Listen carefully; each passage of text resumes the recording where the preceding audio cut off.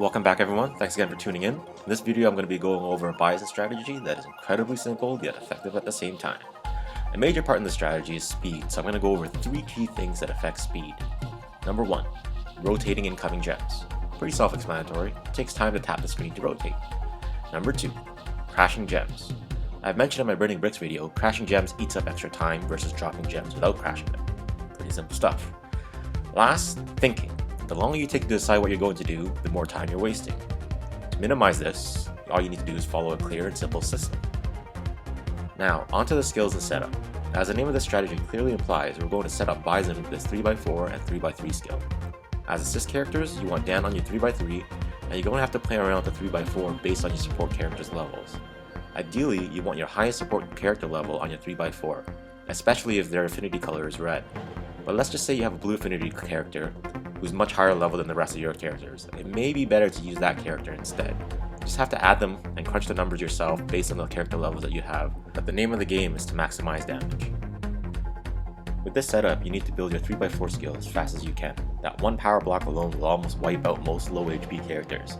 Add in a super and it'll take out a few medium HP characters as well. So let's jump to the first example and breakdown. In this example, I'm up against a Ibuki Master who's using Chuck Green and Nash as support. E Honda is a high health character and Nash adds heal. Now to break down the basics of this simple strategy, it's all about gunning your way to building a 3x4 based on your opponent's bottom right gem color. So in this case, E Honda's is red. The goal is to build 4 high on 4, then move to 5, then 6. Bison's 3-4 is equivalent to a nuclear bomb when you're dealing with a low health character. Don't bother picking up bullets on the way. Dump your trash to the far left as fast as you can, minimizing the 3 things I mentioned earlier: turning and crashing gems, and thinking too much. But when you face high health characters, you'll still need a few smaller power blocks and a super to finish them off, so you'll want to make use of your trash placement. Essentially what you're doing is prioritizing speed versus placement when it comes to your trash pile. And the determining factor? Your opponent's health. The lower the health, the faster you want to move. The more health your opponent's character has, the more you'll want to set up small power blocks and change with your trash.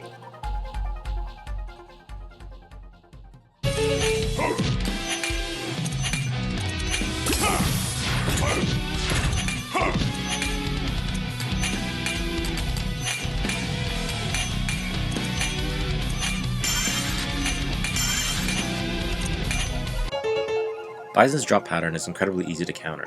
In fact, you should be expecting your opponents to be waiting on your counter gems to create their power blocks. So to avoid assisting in your own death, you want to minimize the amount of counter blocks you send to your opponent until you build a big enough push to overwhelm them. There's going to be times where you don't really have much of a choice but to crash a few gems. If you pay attention to the below the screen here, I end up filling in 2 huge power blocks for him on the edges. Once you crash a substantial amount of gems, like in this example, you need to try to clear up as much space in the trash area as fast as possible, because you can expect a much bigger present in return. Over there! Over there! Kill a headman! Over there! Over there!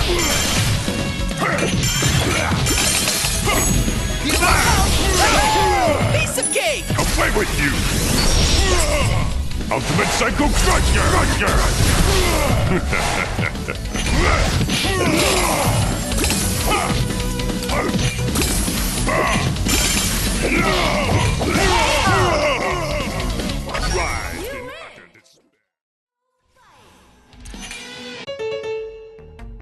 In this last example, I'm up against Jill. She has the most complicated drop pattern in the game, but has extremely low health.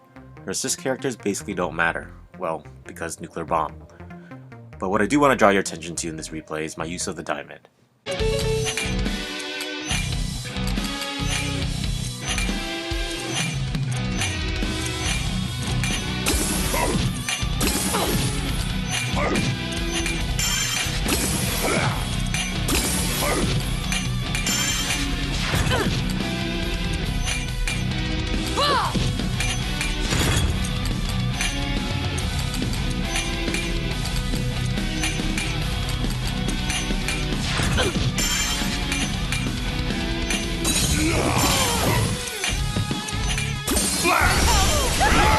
Piece of cake!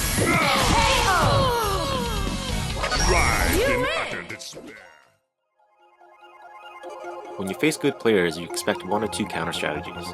The first is when they continually send you counter gems to disrupt you while you're building your 3x4. In this case, you want to be quick cleaning up those pieces that get in your way, but utilizing that first diamond properly is what's going to get you more consistent wins against these pesky players. The second counter strategy is they'll wait for you to destroy your 3x4 and then come back with a counter hoping to overstack you. In this case, you want to take a peek at your opponent's screen before destroying your 3x4. If you see them waiting on you to complete their power blocks, you may want to set up a simple chain or have a few small power blocks ready to make it rain once you start crashing. I hope you guys found this strategy useful. I've created a playlist with a few more replays using this strategy for your reference. Cheers everyone.